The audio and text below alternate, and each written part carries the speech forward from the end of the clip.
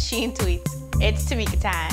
Who knew Vinny and Snooki were married? They didn't invite me to the wedding. This is my Jersey Shore Season 3, Episode 10 recap. Sam's back. She's got a new pair of glasses and she's ready to go. Everyone in the house is excited to see her except Ron. He claims that he was just finding himself and now she's back, and she claims that she's a ball of emotions, whatever that means. Dina says she was so ecstatic, or maybe Hispanic, ecstatic when Sam came back in the house. She then explains that that means when you're happy or very happy or both. I thought it meant being happy and ecstatic. The situation, he doesn't even care. He didn't even realize that Sam was gone. He just wants to have a good time and he just doesn't want to deal with the drama that is Sam and Ron. After a few awkward moments, Sam and Ron finally say hello to each other, and the first thing out of her mouth is, "You look pale." And he looks at her and says, "It's like I seen a ghost." He wasn't expecting her to be back. The girls sit outside and they update Sam on what's been going on. They tell her how Ron was depressed and he kept saying she was the best thing to ever happen and he didn't want to work and he was crying in the bathroom. Why these girls? Why they gotta tell her everything? This just eggs on Sam and she starts preaching about how he needs to hurt too, he hurt her. The guys are inside and they're telling Ron that they feel bad for him, they feel bad that he can't be single Ron anymore, and they have a good old laugh at Sam's needy ways. Everyone's over the excitement of Sam being back.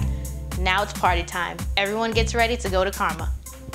Snooki and Vinny start cuddling while waiting for everyone else to get ready. And she confesses that she doesn't want him to bring any other girls home and she just wants to cuddle with him tonight. I don't know why, but Vinny agrees. Snooki claims that she wants to try again. Try what again? I don't know what she means. With Vinny, and she talks about the new name for his man junk. It used to be Seabiscuit, now it's Moby Dick, and she, I guess, wants to try that again. The cabs are here, and the Jersey Shore cast do shots like a family again. They all head to Karma. At the club, Ron was acting creepy. Not Charlie Sheen creepy, but just creepy. And he's kind of stalking Sam and scoping her out and making sure she doesn't talk to any other guys. He starts saying how she looks so beautiful in her bluish purple dress. The dress was hot, but Ron is still a sucker. And he tried to hold her hand, but she was like, nope, and she didn't let him. I'm proud of her. I'm glad she's standing her guard. Come on, this is the first time I get to see Social Sam, and he's got a cock block, why? But I don't trust her. I don't trust him either. At some point, I know they're gonna get back together. Ron tries to get Sam's attention one last time, but his attempts fail, and he decides to walk home all alone. Womp womp. Snooki's drunk, and she's telling the girls that she has feelings for Vinny, and she wants to go home with him tonight. And she thinks that she'll die if he brings another girl home. Shortly after, Vinny meets a Dominican chick named Laura. Laura is DTF. Vinny starts talking about how he loves Dominican girls because they have big asses, they can dance, and they're tanned. Snooki and Sam get home. Creepy Ron is pretending to sleep. The girls head upstairs to see if Vinny really took a chick home. These two drunky boos walk into the room and start screaming and yelling at Vinny, asking him, "Who do you have in the room? Who's in here?" Like a madman or like a bouncer. Ron runs and picks each girl up and takes them out of the room. He said, "Uno, dos, tres." It was only two girls. I don't know why he's counting to three. I guess Ron was speaking Spanish so the Dominican girls could understand him. Snooki and Sam were so rude. It was just unnecessary. People are getting it on, getting it in, and they're busting in the room. Why would they even do that? Why would Snooki do that? Once Ron gets the girls out of the room, he starts explaining to Snooki that it's not fair for her to cock block on Vinny. Why is this big gorilla juice head trying to give someone advice? He's not the perfect boyfriend. This starts an argument between Sam and Ron, of course. Meanwhile, Jwwow and Dina start walking back home, and of course, Jwwow has to pee.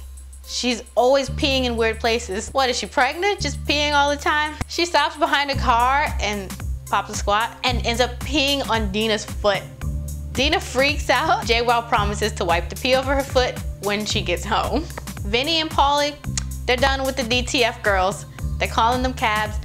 And as soon as they get on the phone, Jwwow and Dina walk in. Dina screams out, "Who is these girls?" I guess she meant, "Who are these girls?" Dina has no right judging anyone. She has pee on her foot. Snooki's upstairs crying in her bed because Vinny brought some girls home. Everyone's telling him, go talk to Snooki, she's crying over you. Wah. Just let a guy eat. He just got it in. He was a nice guy. He went upstairs and he consoled her and told her, you know, it didn't mean anything. I say, fuck Snooki. She was just in the bed with some dude 2 nights ago. Why is she judging Vinny? They're not a couple. I don't understand this relationship between Vinny and Snooki. What are these feelings that she's talking about? She only has feelings for Moby Dick, so she needs to cut the bull and just say that she wants to sleep with him, and accept if he says no, no means no. The next day, the cast decide to go bowling. The girls interrogate Vinny and ask him, you know, what are his intentions with Snooki? He doesn't give him a straight answer because he just doesn't care. He wants to have fun. He just wants to bowl. Back at the house, one of the toilets is still clogged. 4 episodes later, and they finally get a plumber. There's a wife beater in the toilet. That's what was clogging the toilet. What the hell? So now the toilet is fixed, and Snooki decides to clean the bathroom with Cascade. For all of you out there who don't know what Cascade is, it's a dishwashing liquid. Ron, Sam, and Snooki are all hungover from the night before, and they decide to have a sober night out, and they're calling themselves Team Sober. The rest of the cast, despite the crappy weather, decide to go to Aztec and have a good time. Jwwow finally gets to see Roger. He's been away for a few weeks. Team Sober return home and decide to play a prank on Mike. They go into the refrigerator and find all kinds of cheese. They decide to put the cheese under his bed. They must have known that Mike would bring a girl home, which he did. He messed around with her, and the next day he told everyone that this girl was gross and she smelled like grated cheese. The girls were giggling because of the prank. This was gross. Once you get food involved and putting it under the bed, I'm done. I'm over the pranks. The episode ends with Snooki and Vinny in the room. Snooki apologizes for cock blocking, and he apologizes for making her cry. I'd like to give Twitter shout-outs to 2for1, Shoe Booty, SK Dickers, Storm2K, Dianor, Grammatical, and Rachel and 7272. I also want to give a shout out to my YouTube viewers, 1600xflow, Chrissy Loves, JBJB, and Brenda Honey XXX. This week, I'll be going to South by Southwest. That's in Austin, Texas. It's a huge event for music, media, and film. My next recap may be a few days late, but it will happen. I will try to document my trip. I'll put all the links below. I'll have videos, pictures, and you can follow me on Facebook and Twitter. And thank you guys for watching. See you next time.